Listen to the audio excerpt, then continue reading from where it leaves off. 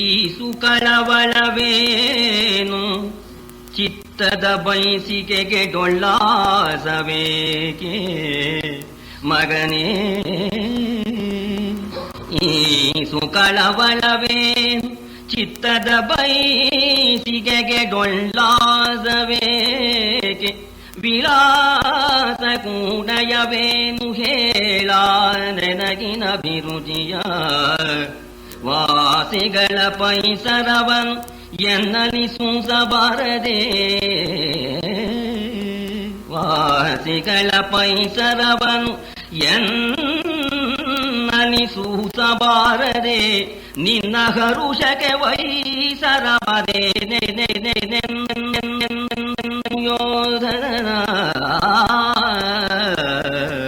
ಮಗನೇ ದುರ್ಯೋಧನ, ಯಾಕಪ್ಪ ಹೀಗೆ ಸುಮ್ಮನೆ ಸಂಕಟ ಪಡ್ತಾ ಇದೀಯ? ಇದುವರೆಗೆ ಒಳ್ಳೆ ಮನಸ್ಸಿನಿಂದ ಇದ್ದೋನು ಈ ಮನಸ್ಸಿನ ವಿಕಾರಕ್ಕೆ, ಮನಸ್ಸಿನ ಬದಲಾವಣೆಗೆ ಏನ್ ಕಾರಣ? ನಿನಗೆ ಬಂದಿರ್ತಕ್ಕಂಥ ಕೊರತೆ ಏನು? ಯಾವುದ್ರದ್ದು ಕೊರತೆ ಇದೆಯಪ್ಪ ನಿಂಗೆ? ಏನು ಕಮ್ಮಿ ಆಗಿದೆ? ತತ್ವ ಇದೆ, ಅಣ್ಣನಾಗಿದೀಯ, ಬೇಕಾದ ವೈಭವ ಇದೆ, ಅರಮನೆ ಇದೆ, ಆನೆ ಇದೆ, ಕುದುರೆ ಇದೆ. ಯಾವುದು ಕೊರತೆ ನಿನಗೆ ಬಂದಿರೋದು? ನಿನ್ನ ಅಪೇಕ್ಷೆಗೆ ಯಾವುದಕ್ಕೆ ಕೊರತೆ ಉಂಟಾಗಿದೆ ಹೇಳು, ನನ್ನಲ್ಲಿ ಹೇಳು. ಮಗನೇ, ನೀನು ಚೆನ್ನಾಗಿರೋದನ್ನ ನಾನು ಬಯಸೋದಿಲ್ವೇ? ನಿನ್ನ ಹಣಗೆ ತೊಂದರೆ ಬಂದಿರತಕ್ಕಂಥ ವಿಚಾರನ ನನ್ನಲ್ಲಿ ಹೇಳಬಾರ್ದೇನಪ್ಪ? ನಿನ್ನ ವಿಷಯದಲ್ಲಿ ನಾನು ಸಂತೋಷ ಪಡೋದಿಲ್ವೇನಪ್ಪ ಅಂತ ಹೇಳಿ ಕೇಳೋಣ. ಈಗ ದುರ್ಯೋಧನ ಧೃತರಾಷ್ಟ್ರನಿಗೆ ತನ್ನ ವಿಚಾರವನ್ನ ತಿಳಿಸ್ತಾನೆ. ಏನನೆಂಬೆನು ಬೊಪ್ಪ ಕುಂತಿ ಸೂನುಗಳ ಸಾಮರ್ಥ್ಯಪಣವನು, ಏನನೆಂಬೆನು ಬೊಪ್ಪ ದಾನವಾರಿಯ ಹಾಸು ಹೊಕ್ಕಿನ ಸೌಖ್ಯ ಸಂಗತಿಯ ಏನನೆಂಬೆನು ತಾನ ಪುಂಸಕನಾದ ಪರಿಯನು ಅದೇನ ವಿಸ್ತರಿಸುವೆನೋ ತಾನ ಪುಂಸಕನಾದ ಪರಿಯನು ಅದೇನ ವಿಸ್ತರಿಸುವೆನು ಲಜ್ಜಾಮಾನಿನಿಗೆ ತನ್ನೊಕ್ಕತನವಿಂದು ಇಳಿದು ಹೋಯ್ದೆಲ್ಲ. ಅಪ್ಪ, ಭಗವಂತನ ಅನುಗ್ರಹ ಆ ಕುಂತಿ ಮಕ್ಕಳಿಗೆ ಅಂತ ತಮ್ಮಂದ್ರು ಅನ್ನೋದಿಲ್ಲ ಇಲ್ಲಿ. ಆ ಕುಂತಿ ಮಕ್ಕಳಿಗೆ ಬಂದಿರತಕ್ಕಂಥ ಐಶ್ವರ್ಯ, ಆ ರಾಸೂಯದ ವೈಭವ ಏನು ಹೇಳಲಿ ಅಂತ ನನ್ನನ್ನ ಕೋಶಾಧ್ಯಕ್ಷನಾಗಿ ಮಾಡಿದ್ರು. ನನಗಿನ್ನೇನು ಈ ಬಂದಂಥ ರಾಜಾದಿರಾಜರು ಕಪ್ಪ ಕಾಣಿಕೆ ತರ್ತಾರಲ್ಲ, ಅದನ್ನ ಎಣ್ಣಿಸ್ಕೊಳ್ಳೋದು, ಎಲ್ಲ ಸುವರ್ಣ ನಾಣ್ಯಗಳೇ, ಎಲ್ಲ ಎಣ್ಣಿಸ್ಕೊಳ್ಳೋದು, ಅದಕ್ಕೊಂದು ರಸೀದಿ ಕೊಡೋದು, ಇಷ್ಟು ನನಗೆ. ಅದನ್ನ ತಗೊಂಡೋಗಿ ಖಜಾನೆಯಲ್ಲಿ ಇಡೋದಕ್ಕೆ ಬೇಕಾದಷ್ಟು ದೂತರುಗಳಿದ್ದು, ಅದು ಸರಿಯಾಗಿ ಇದೆಯೇ ಇಲ್ವೇ ಅಂತ ಒಂದು ಲೆಕ್ಕ, ಆ ಲೆಕ್ಕಕ್ಕೆ ತಕ್ಕಾಗಿ ಇಷ್ಟು ಜಮ ಅಂತ ಒಂದು ರಸೀದಿ ಕೊಡೋದು. ನಾ ಏನ್ ಹೇಳಲಿ ಅಪ್ಪ, ನಮೇ ಹಸ್ತ ಸಮಭವತು ವಸು ತತ್ ಪ್ರತಿಗೃಹತಃ. ಆ ಬಂದವರು ರಾಜಾದಿರಾಜರು ತರ್ತಾ ಇದ್ರಲ್ಲ, ಸಾಕಾ ಹೋಗ್ಬಿಡೋದು ನಂಗೆ. ಸಾಕಾಗಿ ಹೋಗಿ 1 ಗಂಟೆ ಹೊತ್ತು ಈಗ ಯಾವುದು ತಗೊಳ್ಳಲ್ಲ, ಈಗ ಬಾಗಿಲು ಹಾಕಿರೋ, ಈಗ ನನಗಾಗೋಲ್ಲ ಅಂತ ಹೇಳಿ ಮಲ್ಕೊಂಡ್ಬಿಡ್ತಿದ್ದೆ ನಾನು. ಶೈನ್ ಮಾಡಿ ಕೈ ಸೋತೋಯ್ತು. ದೂರದಿಂದ ಬಂದವರಾದರೂ ಕೂಡ ಅತಿಷ್ಠಂತ ಮಯಿಷ್ಠಂತೆ ದೃಷ್ಟಿಯ ದೂರ ಆಗಿಂತ ಬಸ್ಸು ದೂರದಿಂದ ತಂದಿದ್ರು ಕಪ್ಪ ಕಾಣಿಕೆನ. ನಾನು ಆಗೋಲ್ಲ ಅಂತ ನೋಣ ಆಗಲಿ, ಅವರಿಗೆ ಪುರ್ಸತ್ತಾಗೋವರಿಗೆ ನಾವು ಇಲ್ಲಿ ಕಾಯ್ತಾ ಇರ್ತೀವಿ ಅಂತ ಕಾಯ್ತಾ ಇದ್ರು. ಕಾಯಿಸೋ ಹಾಗಾಯ್ತಪ್ಪ, ಅಷ್ಟು ಐಶ್ವರ್ಯ. ಇಷ್ಟು ಐಶ್ವರ್ಯ ಅವರಿಗೆ ಬಂತು, ನನಗೆ ಮಾನ ಹೋಯ್ತು. ಈಗ ಅಪ್ಪ, ನಾನು ಹೆಂಗಸೂ ಅಲ್ಲ, ಗಂಡಸೂ ಅಲ್ಲ, 3ನೇ ವರ್ಗ. ನಾನು ನಪುಂಸಕನಾಗಿ ಹೋಗ್ಬಿಟ್ಟೆ. ಆ ಪಾಂಡವರ ವೈಭವ ನೋಡ್ಬಿಟ್ಟು, ಇದು ಅಲ್ದೇನೆ ಮಾನ ಹೋದ ಮೇಲೆ ಮನುಷ್ಯ ಯಾಕೆ ಬದುಕಿರ್ಬೇಕು? ಲಜ್ಜಾಮಾನಿನಿಗೆ ನಾನು ನನ್ನ ಆ ಒಕ್ಕತನವನ್ನ ಕೊಟ್ಬಿಟ್ಟೆ ಅಂತ. ಅಪ್ಪ, ಸ್ವಲ್ಪ ಕೈ ಕೊಡಿ ಇಲ್ಲಿ ಅಂದ ದುರ್ಯೋಧನ. ಕೈ ಕೊಟ್ಟ ಅವನು. ಆ ಅಪ್ಪನ ಕೈಯನ್ನ ತನ್ನ ಹಣೆಗೆ ಒತ್ಕೊಂಡ.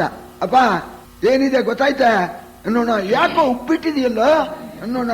ನೆಗೆದ ಬುಕುಟದೆ ಹಣೆಯಲಿ ಅವರು ಲಗದ ಸಭೆಯಲಿ ನೆನೆದ ಸೀರೆಯ ತೆಗೆಸಿ ಕೊಟ್ಟರು ತಮ್ಮ ಮಡಿವರ್ಗದ ನವಾಂಬರವ.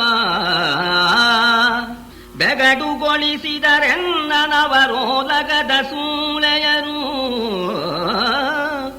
ಬೆಗಡುಗೊಳಿಸಿದರೆನ್ನನು ಅವರೋಲಗದ ಸೂಳೆಯರು. ಅವರ ಸೂಳಿನ ನಗೆಯ ನೆನೆದು ಎಂದ ಮನ ಜರ್ಜರಿತವಾಯಿತೆಲ್ಲ. ಅವರ ಓಲಗದ ಸಭೆಗೆ ಹೋಗಿದ್ರಿಂದ ನನ್ನ ಹಣೆಯಲ್ಲಿ ಈ ಗುಳ್ಳೆ ಬೋರು ಅಂತಾರ ನೋಡಿ, ಇದು ಬೋರ್ ಬಂದಿದೆ. ಅಪ್ಪ ಏನ್ ಹೇಳಿ, ಅಲ್ಲಿ ಕೊಳದಲ್ಲಿ ಬಿದ್ದು ಬಿಟ್ಟೆ, ಬಟ್ಟೆ ಎಲ್ಲ ನೆಂದೋಯ್ತು. ಅವಾಗ ಉದ್ದೇಶಪೂರ್ವಕವಾಗಿ ಅವರು ಮಾಡಿದ್ದಾರೆ. ಆ ಬಿದ್ದು ಬಟ್ಟೆಯೆಲ್ಲ ತೋದು ನಾನು ಒದ್ದಾಡ್ತಾ ಇದ್ದಾಗ ಮಡಿ ಕಳಿಸಿದ್ದಾರೆ ನಮ್ಮ ಮಹಾರಾಜರು ಅಂತ ತಂದು ಕೊಡೋದು, ಮಾನ ಕಳೆಯೋದಕ್ಕೆ. ಅವಾಗ ಅವ್ರು ಕೊಟ್ಟ ಬಟ್ಟೆ ಉಟ್ಕೋಬೇಕು, ಒದ್ದೆ ಬಟ್ಟೆ ಉಟ್ಕೊಳ್ಳೋಕ್ಕಾಗತ್ತೇನು? ಅವಾಗ ಅವ್ರು ಕೊಟ್ಟ ಬಟ್ಟೆ ಉಟ್ಕೊಳ್ತಾ ಇದ್ರೆ ಅವಾಗ ಅಂತಃಪುರದ ಗಣಿಕೆ ಇದಾರಲ್ಲ ಅವರಿಗೆಲ್ಲ ಬೇಕು ಅಂತ ಹೇಳಿ ಅವರೆಲ್ಲ ನಗೋಕ್ ಪ್ರಾರಂಭ. ಏನು ನನ್ನ ಸಂಕಟ ಏನು ಹೇಳೋಣ, ಆ ನಗು ಅಂತ ಅನ್ನೋದೇನು ನಿಲ್ಲೇಬಾರದು. ಒಬ್ರು ನಕ್ಕ ಆಗಿ ನಿಂತ್ಕೊಂಡೆ ಮತ್ತೊಬ್ರು ಪ್ರಾರಂಭ, ನಗೆ ಮೇಲೆ ನಗೆ. ನನ್ನ ಹಣೆ ಬರ ಹೀಗಾಯ್ತು, ಬೋರ್ ಬಂದ್ಬಿಟ್ಟಿದೆ ಅಂತ ಅನ್ನೋಣ. ಇದಕ್ಕೆ ಕಾರಣವೇನು ಮಗನೇ, ಇದಕ್ಕೆ ಕಾರಣವೇನು? ಹಣೆ ನೊಂದುದಕ್ಕೇನು ನಿಮಿತ್ತವೆನಲು? ಆ ಸದನದಲ್ಲಿ ಮಯನಿತ್ತ ಸಭೆಯನು ದೇವರರಿಗಿರಲೇ. ಮುದದಿನಾ ಧರ್ಮಜನು ಘನ ಸಂಪದದ ನೋದಗಬಿತ್ತನು. ಆ ದ್ರೌಪದಿ ನಿಜಾನುಜ ಮಂತ್ರಿ ಸಚಿವ ಪಸಾಯಿದರು ಜಗಿದ. ಆ ಧರ್ಮಜನು ಮುದದಿ ಘನ ಸಂಪದದಲ್ಲಿ ಓಲಗಬಿತ್ತನು. ಏನಪ್ಪ ಯಾಕಪ್ಪ ಹೀಗೆ ಬೋರ್ ಬಂದಿದೆ, ಏನಾಯ್ತು ಹೇಳೋ ಮಗನೇ ಅನ್ನೋಣ. ಅಪ್ಪ ಏನ್ ಹೇಳಿ, ಉದ್ದೇಶಪೂರ್ವಕವಾಗಿ ನನ್ನ ಮಾನ ಕಳಿಬೇಕು, ನನಗೆ ಅಪಮಾನ ಆಗ್ಬೇಕು ಅಂತ ಏರ್ಪಾಟ್ ಮಾಡಿದ್ದಾನೆ ಧರ್ಮರಾಜ. ನಮ್ಮನ್ನ ಕರೆಸೋದಕ್ಕೆ ಕಾರಣ ಇಲ್ಲ, ಎಲ್ಲ ಸೇರ್ಕೊಂಡ್ಬಿಟ್ಟಿದ್ದಾರೆ. ಅಣ್ಣ ತಮ್ಮ 5 ಜನ ಸೇರ್ಕೊಂಡು ಆ ದ್ರೌಪದಿ ಅವರ ಸಖಿಯರು ಎಲ್ಲರನ್ನು ಬರಮಾಡಿ, ಅರಮನೆಯ ಗಣಿಕೆಯರನ್ನೆಲ್ಲ ಬರಮಾಡಿ ಆಮೇಲೆ ನನಗೆ ಹೇಳಿ ಕಳಿಸಿದ್ರು ಮಾನ ಕಳಿಬೇಕು ಅಂತ, ಬರ್ಬೇಕಂತೆ ಅಂತ. ಸರಿ, ಉದ್ದೇಶ ಇನ್ನೇನಿಲ್ಲ, ತಾವು ಸಂಪಾದನೆ ಮಾಡ್ಕೊಂಡು ಬಂದಿದಾರಲ್ಲ ಅದನ್ನೆಲ್ಲ ತೋರಿಸ್ಬೇಕು, ನನಗೆ ಹೊಟ್ಟೆ ಉರಿಸ್ಬೇಕು ಅಂತ ಎಲ್ಲರನ್ನೂ ಕರೆಸಿ ಆಮೇಲೆ ತಮ್ಮಂದ್ರೊಡನೆ ಬಾ ಅಂತ ನನಗೂ ಹೇಳಿ ಕಳಿಸಿದ್ರು. ನಾನು ಆ ಮಯ ಮಾಡಿರ್ತಕ್ಕಂಥ ಆ ಸಭೆ, ಅಪ್ಪ ನೀವು ಬಂದಿದ್ರಲ್ಲ ಆ ಸಭೆಗೆ ನಮ್ಮನ್ನ ಕರೆಸಿದ್ರು. ಆ ಮಹಾಸಭೆ ದೇವ ನಿರ್ಮಿತ ರಾಮಣೀಯ ಕವಿವಿಧ ರತ್ನಸ್ತೋಮ ತೇಜ ಪುಂಜ ಭಂಜಿತ ನಯನ ವೀಧಿಯಲಿ.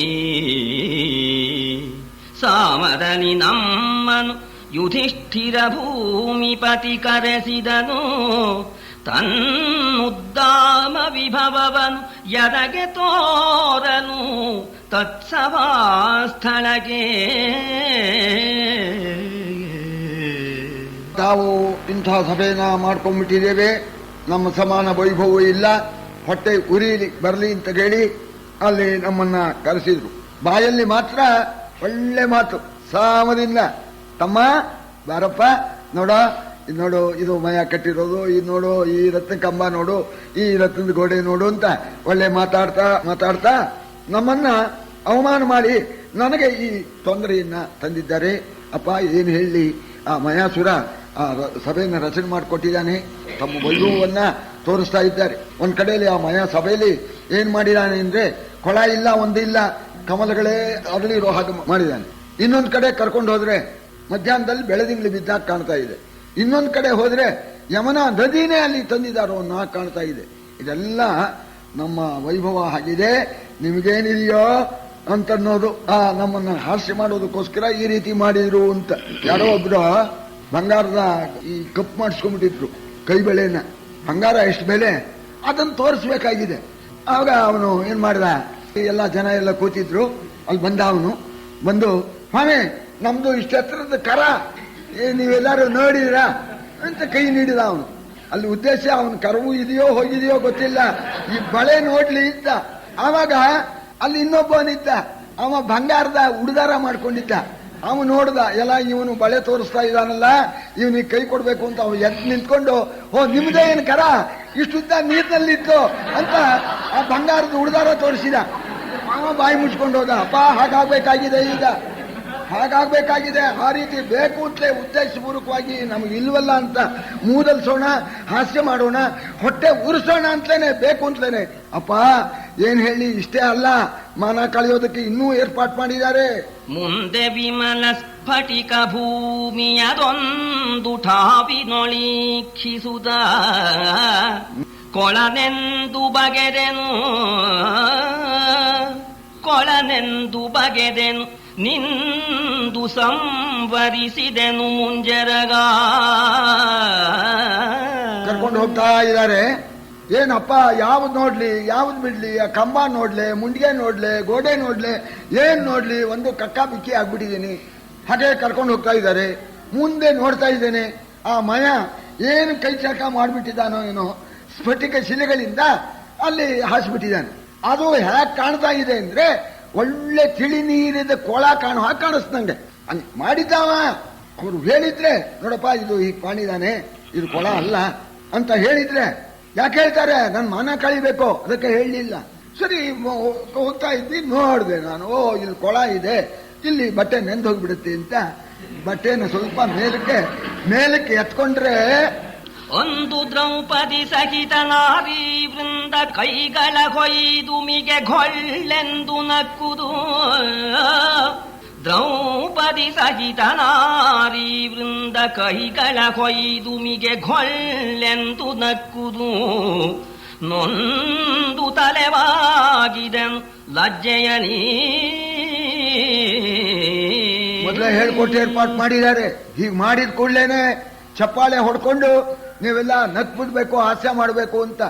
ಎಲ್ಲಿದ್ಲೋ ಏನೋ ದ್ರೌಪದಿ, ಆ ಸಖಿಯರೆಲ್ಲ ಬಂದಿದ್ದಾರೆ, ಚಪ್ಪಾಳೆ ಹೊಡ್ಕೊಂಡು ನಗೋ ಪ್ರಾರಂಭ.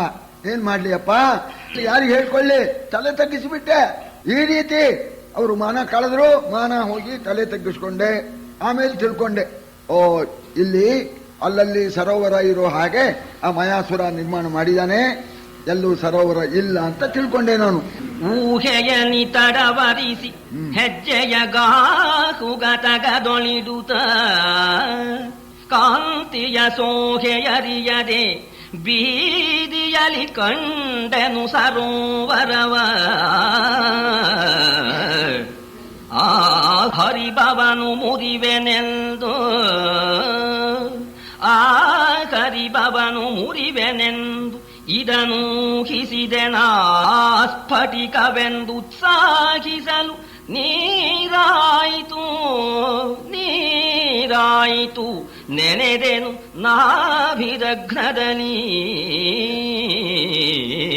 ಆಮೇಲೆ ಊಹೆಯಿಂದ ಇದು ಸರೋವರ ಅಲ್ಲ, ನೀರಿಲ್ಲ ಅಂತ ಹಾಗೆ ತಡವರಿಸ್ಕೊಂಡು ಮುಂದೆ ಹೋಗ್ತಾ ಇದ್ದೀನಿ. ಅದು ಇದು ನೋಡ್ತಾ ಇನ್ನೊಂದು ಕಡೆಯಲ್ಲಿ ಹಾಗೆ ಇತ್ತು, ಮೊದಲು ನೋಡಿದ ಹಾಗೆ ಅಲ್ಲಿ ಕೊಳ ಇತ್ತು. ಆವಾಗ ನಾನು ತಿಳ್ಕೊಂಡೆ, ಅಲ್ಲಲ್ಲಿ ರೀತಿ ಮಾಡಿದ್ದಾರೆ, ಇಲ್ಲೂ ಕೊಳ ಇಲ್ಲ ಅಂತ ಹೇಳಿ ನಾನು ನನ್ನ ಟಿವಿ ತೋರ್ಸೋಣ ಅಂತ ಬಡ ಹೋಗ್ಬಿಟ್ಟೆ, ಬಿದ್ದುಬಿಟ್ಟೆ. ಏನು ನಾಭಿವರೆಗೆ ಆ ಕೊಳದಲ್ಲಿ ಬಿದ್ದುಬಿಟ್ಟೆ. ಅಲ್ಲಿ ನಿಜವಾಗೂ ನೀರು, ಅಲ್ಲಿ ತಡವರಿಸಬಾರ್ದು ಅಂತ ಹೋದೆ, ನೀರಿನಲ್ಲಿ ಬಿದ್ದೆ. ಮತ್ತೆ ಹೊಳ್ಳೆಂದು ದುದೃಪಾಲನ ಮತ್ತ ಕಾಶಿನಿಯರು ಯುಧಿಷ್ಠಿರನಿತ್ತ ದಿವ್ಯದು ಕೂಲವನು ತಡಿಗಡರಿ ತೊಡಚಿದನು.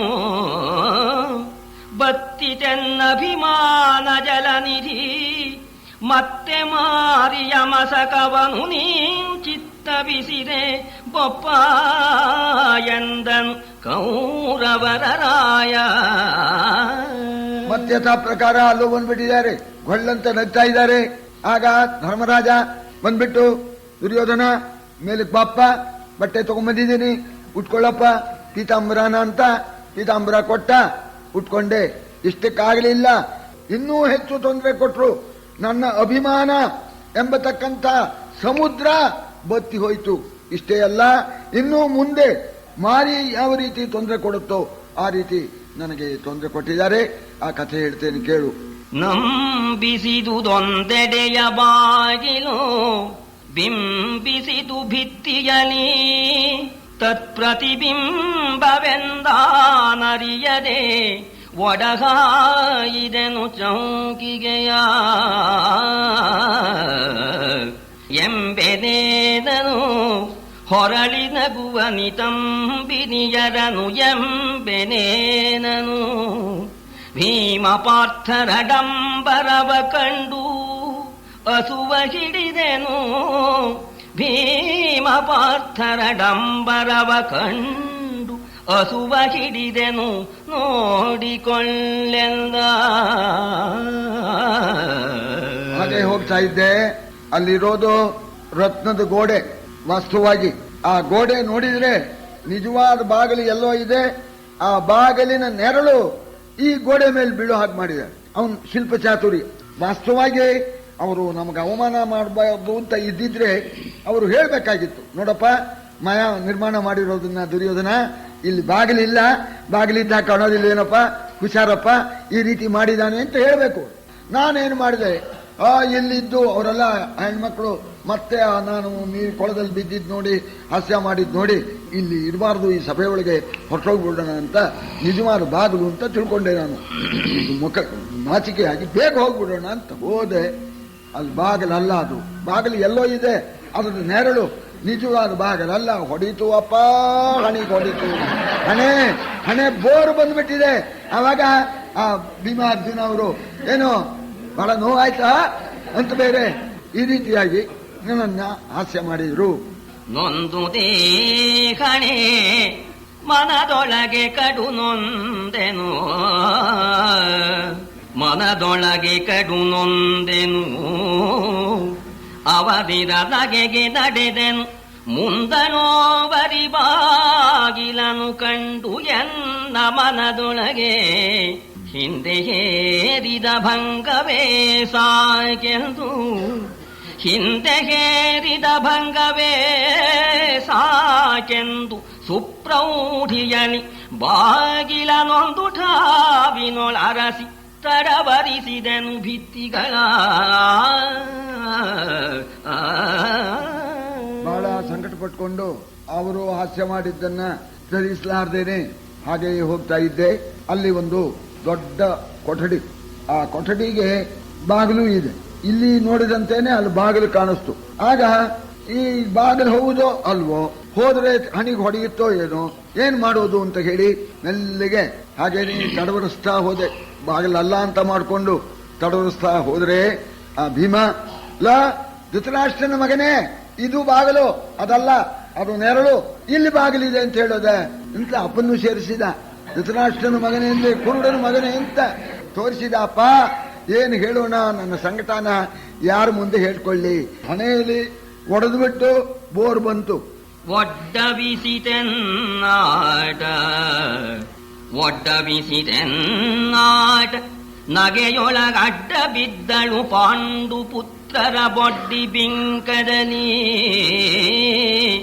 ಬಿಂಕದಲವರು ಬಿರಿದರು ಭೀಮ ಫಲಗುಣರು, ಖಡ್ಡಿಗರುವೆನ್ನಿಂದ ರೋಷದ ಗೊಡ್ಡು ನಾನಾದೆನು, ರೋಷದ ಗೊಡ್ಡು ನಾನಾದೆನು, ವಿಘಾತಿಯ ಬಡ್ಡಿಗಿನ್ನಕ ಬದುಕಿದೆನು ಧೃತರಾಷ್ಟ್ರ ಕೇಳೆಂದ. ಅಪ್ಪ ನನ್ನ ಆಟ ಕಟ್ಟೋಯ್ತು.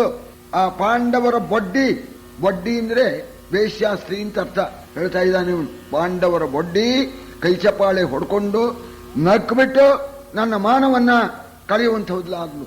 ಆ ಭೀಮಾರ್ಜುನರ ಗರ್ವ, ಅವರ ಸೊಕ್ಕೇನು, ನಾನು ಬಿದ್ದಾಗ ಅವರು ಹೆಮ್ಮೆ ತೋರಿಸ್ಕೊಳ್ಳೋದು. ಅಪ್ಪ ಮುಖ್ಯವಾಗಿ ನನಗೆ ಉಂಟಾದ ಸಂಕಟದಲ್ಲಿ ನಾನು ಸತ್ತೇ ಹೋಗ್ತಾ ಇದ್ದೆ. ಆದರೆ ಆ ಪಾಂಡವರ ಬೊಡ್ಡಿ ಅವಳು ಮಾಡಿದಾಳಲ್ಲ, ಅದಕ್ಕೆ ಪ್ರತೀಕಾರ ಮಾಡಬೇಕು ಅನ್ನೋ ಉದ್ದೇಶದಿಂದ ಜೀವ ಬಿಗಿ ಹಿಡ್ಕೊಂಡಿದ್ದೀನಿ ಅಂತ ಹೇಳ್ತಾ ಇದ್ದಾನೆ. ಅಪ್ಪ ಇದೇ ಸಿದ್ಧಾಂತ.